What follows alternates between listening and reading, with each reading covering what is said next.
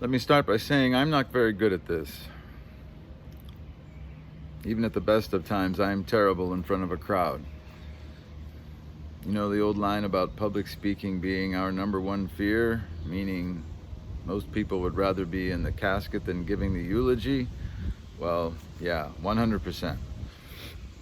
For all kinds of reasons. If you're a parent, you know. Anyway, I looked online for tips on how to do this thing. A priest, a minister, and a rabbit walked into a blood bank. The rabbit says, "I think I might be a type O." It's maybe funnier in print. You know, rabbit and rabbi, type O and typo. Benjamin loved puns. I say that even though he always groaned at mine. But I knew that was his way of saying, "I get you, Dad." You know how that is. Your kids, especially guys, they talk in a kind of code. A grin is a kiss. A groan is a hug. You learn that code. At least you hope you learn it. When Ben was little, we couldn't take him anywhere. Like a lot of little kids, he had trouble with his T sounds, TH and TR. We'd be walking down the sidewalk and he'd see some Jeep or a pickup and start yelling, "Fat fuck, fat fuck."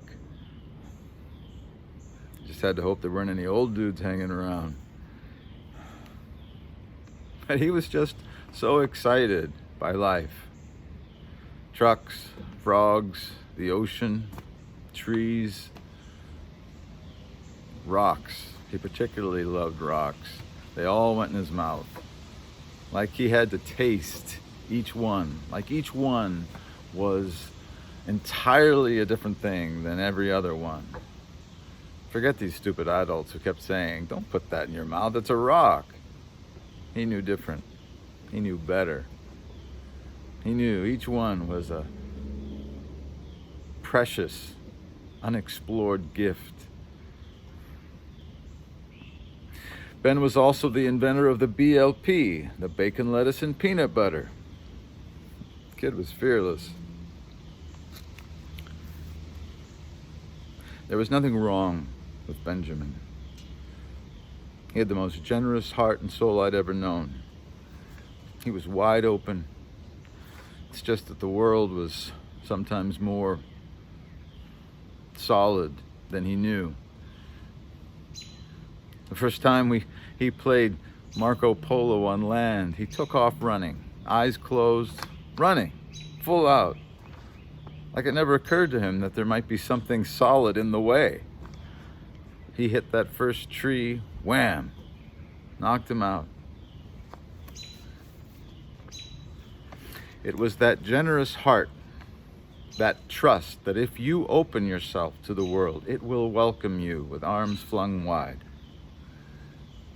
And mostly it did. One time when he was little, he decided that instead of a lemonade stand, he was going to open a compliment stand. What kind of kid does that? For a dime, he would give you 5 compliments, which any adult, particularly my wife, knows is a steal. I'm afraid I don't give her 5 compliments a month. What are you saying? A year? Oh, come on. Anyway, the compliment stand. "Your hair is softer than my cat's, and longer too. Your shoes would make the wicked witch jealous. You laugh like a baby hearing a zipper zip. I bet you don't snore." Benjamin always knew what people needed.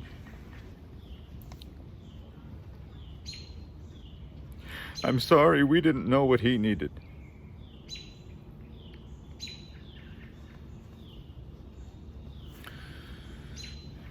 I don't suppose we'll ever know why he did this. He didn't leave a note. Maybe it was an accident.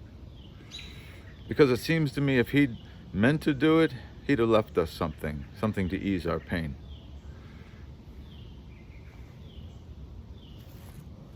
But maybe he did. You know, all those days at the hospital after it happened, we prayed for a miracle. I know a lot of you did too. I just said I believed in miracles. I didn't really have any idea what that meant, except, more fish at a picnic and, maybe walking on water. And healings, of course, that's the big topic. The blind seeing, the lame walking, someone raising from the dead.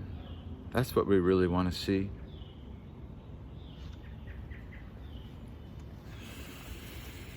All those days stuck at home, not being allowed to see Ben in the hospital, not being able to hold his hand while he was on life support.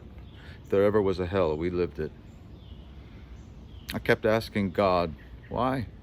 We're a loving family, a family grounded in faith. We tried to do the right thing, but we couldn't protect him from himself. Something about this whole pandemic, being alone, a witness to so much suffering, it just swept Ben under and dragged him out to sea. And in the end, he couldn't swim back. I don't know anymore if there is a why. Maybe there's only miracles. Maybe miracles don't look how I pictured. Maybe that just shows my total lack of imagination. In the end, the decision was sort of made for us. The doctor said Ben wasn't a candidate for organ donations. There was too much trauma from the gun. All I could think was, what a waste. What a waste of a beautiful life. But one doctor disagreed, and that was the first miracle. He decided to run more tests. Turns out Ben was a candidate after all. And that's when our decision snapped into focus. What if the whole reason for Ben being here was to save the life of someone else? I resisted that thought mightily. It's safe to say I hated that thought with all my heart and soul, even as I knew it might be true. 5 people are alive because our son isn't.